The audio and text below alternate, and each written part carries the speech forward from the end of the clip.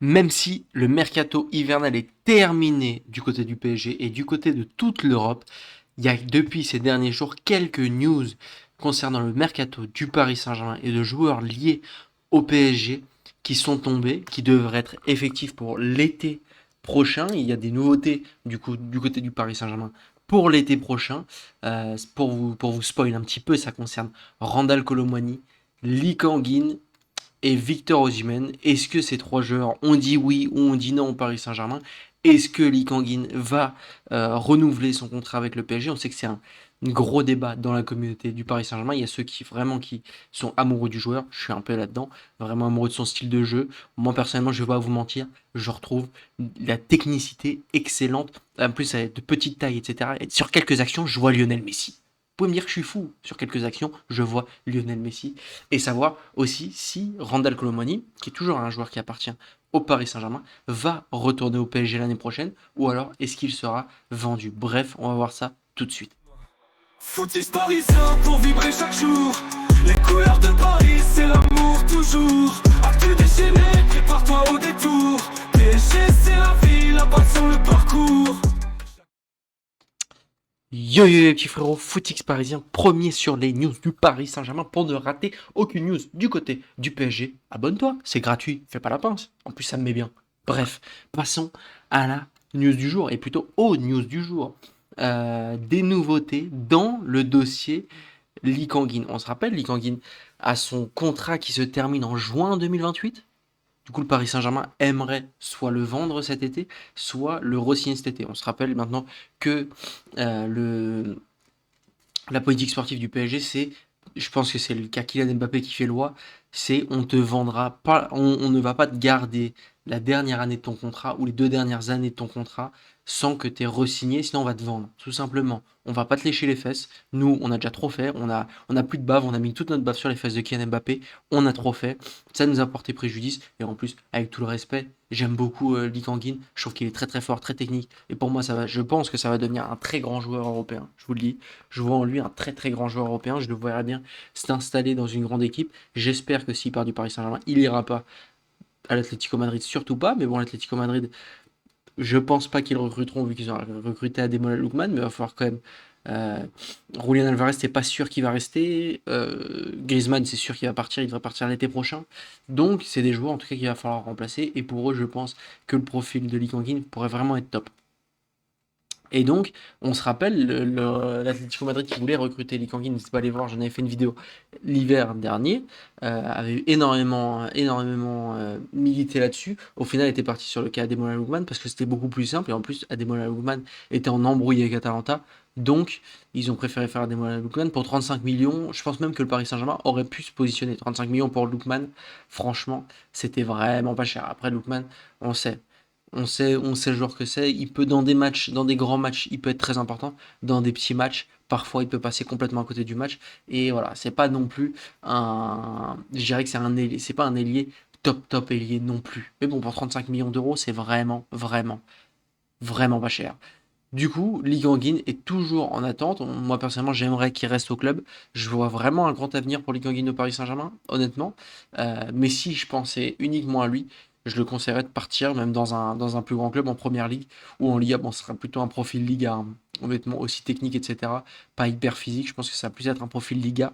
Mais moi, je le verrais bien honnêtement, un Barça. Bon, le problème, c'est qu'il joue plutôt ailier droit. Barça, ça va être compliqué. Mais bon, le Barça, il pourrait rentrer dans le milieu de terrain, ça pourrait être intéressant. Bref, passons maintenant au cas Kolo Muani.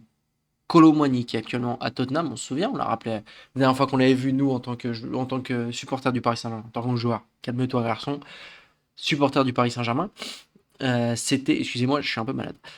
C'était la victoire du Paris Saint-Germain, mais on avait vu qu'il avait fait une grande performance. Cependant, Kolo Muani, si vous regardez sa fiche, pardon, je suis sur la fiche de Lee Kang-in.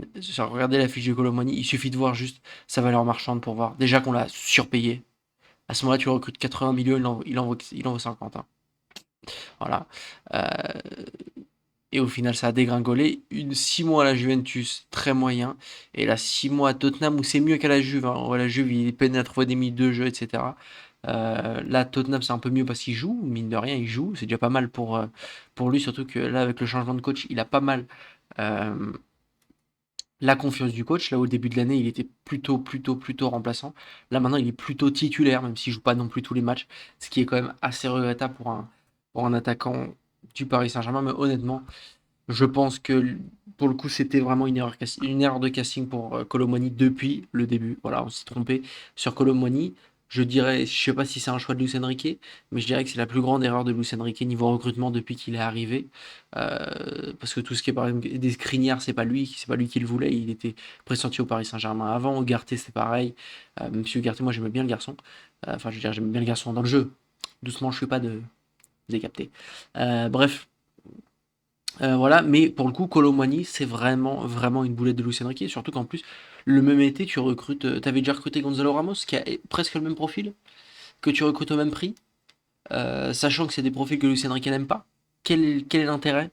Je trouve un Gonzalo Ramos c'est déjà un peu limite de l'avoir au Paris Saint-Germain, dans le sens où pour nous c'est top, mais pour lui c'est vraiment moyen. Un joueur de son calibre, remplaçant d'une grande équipe, je pense qu'il peut viser mieux comme un Julián Alvarez, encore une fois, quand il était à City.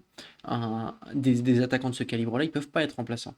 Et en plus de ça, Gonzalo Ramos, je pense même que s'il a été dans une autre équipe, il serait titulaire, je vous le dis, en équipe du Portugal à la place de Cristiano Ronaldo.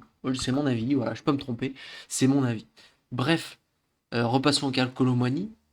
Le, le, la Juventus, pardon, qui serait prêt à mettre 50 millions d'euros pour Kolo Muani. Mais les gars, si c'est la vérité, on le vend tout de suite. Alors ouais, t'as perdu 30 millions, t'as perdu 30 millions dans le transfert, mais honnêtement, Kolo Muani, bah, en fait, 30 millions, c'est ce qu'il vaut actuellement. Qui paierait plus? Ah, quoique, j'abuse un peu, il y a des joueurs quand même. En plus, il est attaquant. Ouais, bah bref, en tout cas, 50 millions, on le vend tout de suite. On le vend tout de suite. 50 millions, tu peux avoir des très très bons joueurs. Donc, ouais, 50 millions, il faut que le Paris Saint-Germain saute sur l'occasion. Et, et ouais, bon, je pense qu'honnêtement, pareil, Colomani, c'était une erreur de casting et je pense ça pourrait être un très très bon joueur pour la Juventus avec le nouveau profil de la Juventus, un peu moins compétitif en Ligue des Champions, etc. Ça peut être un profil bon pour la Juve. Sinon, moi je le verrais bien à Dortmund, des clubs comme ça, voilà, des clubs un petit peu, j'ai pas envie de dire de seconde zone, pas manquer de respect, vous voyez ce que je veux dire, des clubs pas vraiment prétendants au fait de gagner la Ligue des Champions. Ensuite, on a des nouvelles du côté de Victor Osimhen. Victor Osimhen qui fait les beaux jours de Galatasaray, qui est très très très performant à Galatasaray. Pour le coup, je pensais que c'était vraiment une, euh, une mauvaise idée de partir pour lui à Galatasaray, parce qu'il peut prétendre à des très très grands clubs. Moi, je l'aurais bien vu au Barça, je l'aurais bien vu, voilà, même au Real. Au Real, franchement, s'il décide enfin de mettre Kylian Mbappé, au final, dans cette chaîne, excusez-moi, je digresse, sur cette chaîne, je crois que le nom de Kylian Mbappé sera mis à toutes les vidéos. Quoi qu'il arrive, il faut faire un lien avec Kylian Mbappé. Ce mec est dans ma tête. Bref, si au Real Madrid, si tu décides de mettre Kylian Mbappé à droite, Vinicius à gauche, ben Victor Osimhen, ça serait vraiment top dans cette attaque-là. Ça pourrait être très intéressant. Maintenant, à 150 millions d'euros, le transfert, plus à 20 millions d'euros net par an, ça va être compliqué. Mais je pense qu'aussi, il vaut aussi cher parce qu'il doit être payé comme ça aussi cher par Galatasaray, parce que Galatasaray, il fallait bien qu'il l'attire.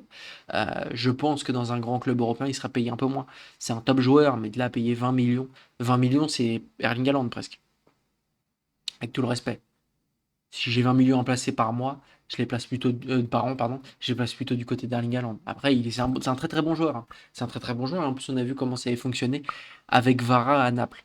Ça pourrait être intéressant, mais c'est pas du tout le profil qui intéresse Luis Enrique. Donc honnêtement, je pense qu'il partira. Ils disent qu'il peut partir au Bayern en remplacement d'Harry Kane.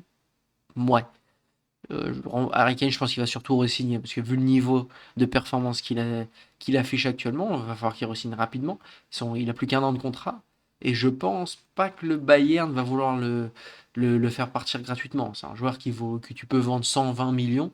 Bref, en tout cas, ça veut dire que cet été, il va y avoir beaucoup de mouvements dans le mercato et ça va être un mercato excellent. Vous savez que les gars, moi, si vous suivez la chaîne maintenant, vous savez que le mercato, c'est une période que j'aime presque autant que la saison régulière, tellement il y a des mouvements, voilà, etc., etc. J'adore ça. Bref, n'hésitez pas à me dire ce que vous en pensez. Est-ce que, si vous étiez le Paris Saint-Germain, vous venderiez Kolo Muani? Ça, je pense que pour le coup, il y aura que des oui. Si vous garderiez Lee Kang-in, je sais qu'il y a la team pour Lee Kang-in, la team contre Lee Kang-in, et si vous auriez recruté en prenant en compte que c'est 150 millions et 20 millions de salaire, hein, Victor Osimhen. Là, je pense que ça, il y aura plus de noms. Bref, n'hésitez pas à me dire ce que vous en pensez, n'hésitez pas à liker, partager, vous abonner. Merci à tous de m'avoir écouté. Ciao, ciao les gars.